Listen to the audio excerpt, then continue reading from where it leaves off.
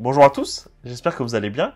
Comme par hasard, pour cette vidéo en particulier, on se retrouve à changer le cadre de la vidéo et du coup, derrière moi, il y a une affiche d'ambulance qui est là depuis mars dans mon salon, donc rassurez-vous, elle n'a pas été mise exprès pour la vidéo. J'espère que vous allez l'apprécier parce qu'on a beaucoup de choses à dire sur Ambulance. Bienvenue dans les Cinecdotes.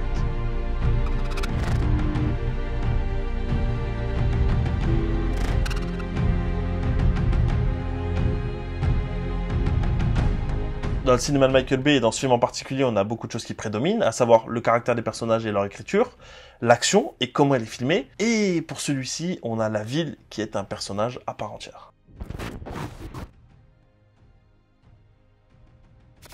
Los Angeles étant Hollywood, forcément il y a beaucoup de films qui sont tournés là-bas, à commencer par La La Land ces dernières années, mais là où dans La La Land on avait une vision très rêvée, très idyllique de Los Angeles, ici pour Michael Bay, l'idée c'était de trouver le moyen de rendre la ville extrêmement réaliste, et forcément quand tu es dans une ambulance qui va à 70 km/h pendant la majorité du film, c'est compliqué de concilier les éclairages, les couleurs ou encore les décors. Et du coup je sais pas ce que vous en pensez, mais pour le coup je trouve que c'est une vision relativement réaliste et terre-à-terre de ce qu'est la ville et de ce à quoi elle ressemble, en tout cas aux yeux du monde. Si vous avez joué à GTA par exemple, ça se rapproche un petit peu de la vision de Rockstar. La banque qu'on peut apercevoir au début du film, dans laquelle le braquage est fait, est en réalité une agence désaffectée de la Bank of America, dans laquelle en ce moment, en tout cas, de nombreux films, séries et même pubs télé sont tournés. Le truc, c'est que comme c'est désaffecté, les matériels ne sont pas à la pointe de la technologie, et donc les coffres-forts ne ferment même pas à clé. C'est pour dire. Donc c'était compliqué pour eux d'avoir quelque chose de réaliste si les coffres-forts ne ferment pas et que donc les braqueurs ne peuvent pas les ouvrir. La chef décoratrice a donc dû faire en sorte que pendant le braquage, on voit pas spécialement les coffres être ouverts. En revanche, le peu de plans où on est à l'intérieur du coffre-fort, tous les petits coffres aux alentours ont l'air d'avoir été fouillés et donc fermés, ouverts, ils sont un peu à moitié tirés, etc. C'était l'idée de la chef décoratrice, faire semblant que les coffres avaient déjà été fouillés. Une des séquences du film probablement les plus impressionnantes et qui se retrouve dans la communication, c'est cette course-poursuite dans la rivière du fleuve de Los Angeles avec les deux hélicoptères et l'ambulance. Et figurez-vous qu'à la base, elle n'était même pas prévue. Michael Bay reçoit un coup de fil, il y a deux hélicoptères qui se sont libérés le temps d'un week-end, et il décide donc sur un coup de tête de tourner cette séquence. Il appelle un pilote très expérimenté avec lequel il va pouvoir tourner les séquences d'hélico. Et figurez-vous que la scène a été bouclée en un total de 2h30. Tout le monde a été surpris sur le plateau. Jake Gyllenhaal s'est en partie suspendu lui-même à l'ambulance, mais il y a des plans où forcément il est doublé parce que c'est très dangereux, ça c'est le cinéma, on s'en doute. Mais Yahya Abdul-Mateen II a été tellement surpris de la rapidité du tournage qu'il a fait un direct live à un de ses amis pour lui expliquer que c'était la chose la plus folle qu'il n'avait jamais fait. Au passage, dans cette même scène d'action, on peut entendre des notes venant du thème de Terminator. C'est une référence à Terminator 2, qui avait une scène qui se passait au même endroit. Petite pause 2 secondes les frérots, si vous regardez des vidéos de temps en temps ou que vous appréciez mon travail, n'hésitez surtout pas à vous abonner et à liker la vidéo, ça soutient énormément la chaîne. Merci et puis bonne vidéo à vous. Au tout début du tournage, Michael Bay a commencé par tourner les plans de l'ambulance qui va à toute berzingue, comme on dit dans le milieu de la vitesse, sur l'autoroute. C'est alors qu'il a remarqué qu'il y avait quelques patrouilleurs et 3 flics à moto qui étaient dans le coin. Il leur a donc gentiment demandé s'ils voulaient faire figurant, ce qu'ils ont accepté, et il en a profité pour les convaincre de créer un barrage routier roulant afin de bloquer l'autoroute, ce qui lui aurait coûté 350 000 à 400 000 $ en temps normal. Mais là, vu que c'était des flics de métier, ça a été totalement gratuit. Bien joué, petit filou. La séquence de poursuite où Danny et Will s'engagent dans la mauvaise direction dans South Central Los Angeles, c'est un hommage à une des séquences exactement identiques dans Police fédérale Los Angeles, qui a été tournée dans les mêmes endroits pour le coup. J'espère qu'à la fin de la vidéo, je connaîtrai Los Angeles par cœur. Comme ça, je pourrai aller faire des braquages. Peut-être pas ça qu'il fallait dire.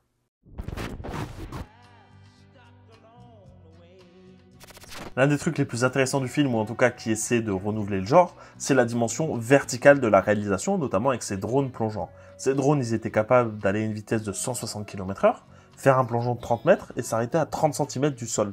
Ce qui donne des plans qu'effectivement, on a très peu vu auparavant, voire jamais vu. Et du coup, comme on est dans la technique, on va aussi aborder les autres systèmes de caméra. C'est-à-dire que sur le plateau, à tout moment, ils avaient des grues robotisées et même qui étaient gyro-stabilisées afin de filmer les plans de haut, de côté, etc. Les plans qui ne sont pas dans l'ambulance, des plans de l'ambulance roulant notamment. Mais il y avait aussi des caméras Red Komodo, c'était des caméras de très petite taille, vous savez, un peu comme dans le cockpit de ce qu'on avait vu dans Top Gun Maverick. C'est le même genre, ça se passait à l'intérieur de l'ambulance, dans des endroits un petit peu exigus, qui permettaient de filmer les acteurs pendant leurs scènes, notamment leurs scènes de dialogue. Et ce sont des caméras avec des petits objectifs d'appareil photo, qui sont réglables. En plus de ça, on avait trois caméras de cinéma Red Monstro, qui alternaient pour tourner un petit peu tout ce qu'il fallait tourner. Et quand je vous parle des plans drone, il faut savoir que l'inspiration principale de Michael Bay pour ce genre de réalisation, elle vient de la dynamique de réalisation de Steven Spielberg. Wow. Elle vient de la dynamique de réalisation de Steven Spielberg dans La Guerre des Mondes, sortie en 2005. Un petit hommage 17 ans après, c'est classe. D'après NBC News, en 2020, on a eu plus d'1 millier de courses-poursuites aux États-Unis. 1 million en un an, c'est pas mal, ça fait un peu moins de 3 par jour. Mais il y a eu qu'une fois où une ambulance a été recensée dans une course-poursuite. C'était un 4 juillet lorsqu'une femme a volé une ambulance près d'un site d'un incendie. Et elle a finalement fini par se faire arrêter 30 minutes à la sortie de Los Angeles, donc elle a quand même fait un petit bout de route. Et d'ailleurs, pendant son trajet, elle est plusieurs fois passée proche des lieux de tournage d'ambulance. La seule différence, c'est qu'elle n'avait pas d'otage à l'arrière, elle était toute seule. Miskin, elle avait pas Jake Gyllenhaal pour l'aider.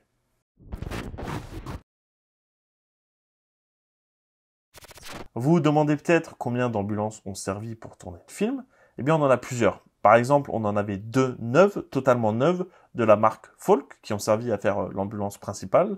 Ensuite, on a aussi eu 3 ambulances supplémentaires pour les cascades, et en plus, une petite flotte d'ambulances diverses pour filmer les plans où on a plusieurs ambulances. Il y a plusieurs types d'ambulances. Pour le film, c'est des ambulances de type 3 qui ont été utilisées. Elles mesurent 2,70 m de haut, près de 7 mètres de long, et un peu plus de 2 mètres de large, ce qui est relativement conséquent. Évidemment, vous vous en doutez, souvent les véhicules et les lieux de tournage sont aménagés pour tourner. Et bien c'est pour ça qu'il a fallu avoir plusieurs ambulances, sans compter l'ambulance ou les ambulances, je ne sais pas s'il y en a plusieurs, qui ont été détruites, notamment pendant cette séquence.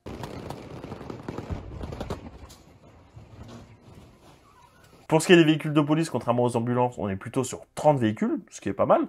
En même temps, vu la course-poursuite, c'est bien normal. Et 30 véhicules, ça comprend les véhicules banalisés ou les véhicules identifiés en tant que tels.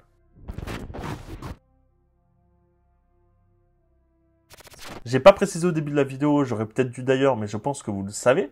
Le film Ambulance est un remake d'un film danois qui s'appelle Ambulansen. Et c'est la troisième fois que Jake Gyllenhaal joue dans un remake d'un film danois, puisqu'il avait aussi joué dans The Guilty en 2021 et Brothers en 2009. L'une des choses qui me plaît beaucoup dans le film, c'est l'écriture de ses personnages, notamment le personnage de Jake Gyllenhaal, donc il interprète Danny Sharp, et Jake Gyllenhaal, il a aussi signé, j'allais dire aussi comme moi, mais pas du tout, c'est un type assez bizarre, donc il est à la fois effrayant, mais en même temps il est touchant, je trouve que c'est joué à la perfection par Jake Gyllenhaal d'ailleurs, et on sait jamais trop sur quel pied danser, un coup il est du bon côté, un coup il est du mauvais côté. Jake Gyllenhaal, il trouve que c'est un homme qui est très brillant et très charismatique, mais aussi qui est dangereux, et d'après ses termes, il est éruptif et traversé par des ambitions contradictoires. Du coup, j'aimerais bien avoir votre avis dans les commentaires.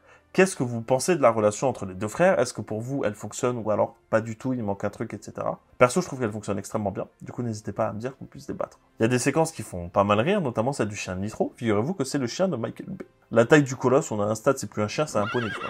Dans le film, on a Jamie McBride qui joue Jay, un flic infiltré du SIS. Et figurez-vous que c'est un vrai détective de la police de Los Angeles. Il y a une scène où Will et Danny se remémorent leur passé et ils montrent notamment une photo. C'est une vraie photo dans laquelle la mère de Michael Bay le tient quand il était bébé. Là, on va parler de choses qui fâchent. 2 points que je trouve essentiels à dire. Premièrement, c'est Dylan O'Brien qui aurait dû interpréter le rôle de Will Sharp. Et franchement, j'adore Yahya Abdou-Mateen 2, mais j'aime encore plus Dylan O'Brien, donc je suis un petit peu déçu.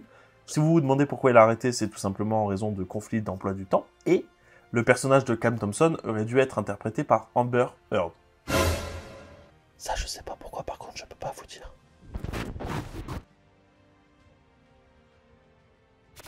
Le générique de fin dure seulement 2 minutes, ce qui en fait l'un des génériques de cinéma les plus courts de ces 20 dernières années. C'est pour vous dire. Cette anecdote me fait beaucoup rire parce que j'aimerais bien avoir des photos de comment ça s'est déroulé. Mais Eiza Gonzalez a été louer une ambulance. Quand tu arrives à l'hôpital, que tu dis « Excusez-moi, bonjour, je viens louer votre ambulance, s'il vous plaît », et qu'on ne te connaît pas en tant qu'acteur, tu dois quand même passer pour un sacré guignol. Mais bon, elle a été elle-même louer l'ambulance, donc je suppose qu'elle a quand même dû avoir des contacts. Et pourquoi elle l'a louée, me direz-vous? Parce qu'elle voulait s'entraîner à son rôle pendant que son ami la conduisait.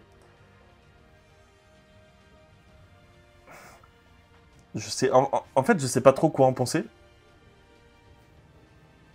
Yes, il faut que je vous prévienne si un jour vous vous retrouvez dans une telle galère, j'espère que ça vous arrivera pas, évidemment, mais retirer la balle d'un corps qui attend les secours, c'est vraiment pas une très bonne idée du tout, puisque ça va aggraver le saignement. Et on en est à un point où les gens pensent toujours qu'il faut faire ça, c'est devenu l'un des plus gros mythes de Hollywood. L'espace dans l'ambulance était tellement limité, on en discutait tout à l'heure, que pendant quelques prises, c'était carrément Jake Gyllenhaal le cadreur. Pour rendre le film authentique, dans le film, les acteurs ont été autorisés à improviser certaines de leurs répliques.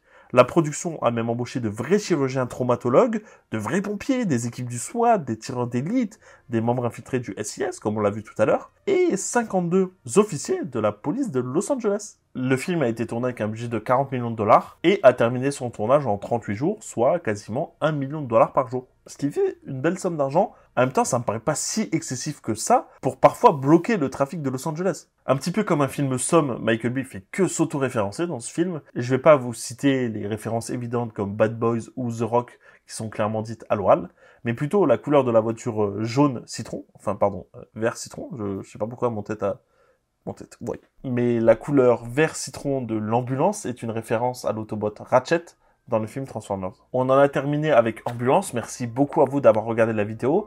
N'oubliez pas de venir me suivre sur Twitter, de liker et de vous abonner. Et puis on se dit à bientôt. Ciao.